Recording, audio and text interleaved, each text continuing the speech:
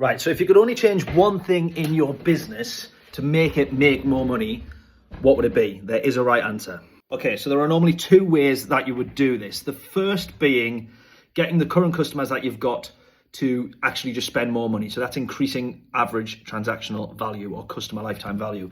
The second option is kind of the more obvious one, which is just get more customers. But for most businesses, literally 99% of businesses, that is really, really difficult to do. So here's actually the one thing that you need to change to get more money in your business. And it's actually getting your customers to say yes faster. Now, we've worked with a load of clients to actually help do this. And as much as we are able to get them more clients, more eyeballs on their content and kind of funnel that down, sometimes the bottleneck is actually the conversions. And if you can go from 10% to 20% conversions, you're literally doubling your money. It is the easiest thing to fix as well, especially with content, which is what we do as a content agency. So here's what we'll do. We call it our kind of like sales accelerator or conversion accelerator, where we will basically make content that answers all of the questions, all of the doubts, all of the worries, all of the anxieties, all of the objections that a business's clients or customers will have. Now, this is all of the kind of like back of mind thinking. So if someone was working with us as a video agency, they will say, well, what if the video was crap? They're not going to ask us that, are they? What do we do with you if the video is crap? Because we're going to say, well, the video wouldn't be crap, obviously.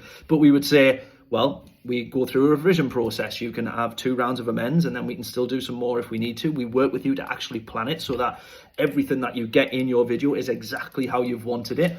We go through a style shoot. We do all of this stuff to make sure that we don't even get to that point. But if we do, here's also the process. Their mind is immediately at ease. Then you've also got the worries of, can they actually do what I want them to do? Can they actually deliver the service or product? Well, that's how you have your case studies, your testimonials, your reviews.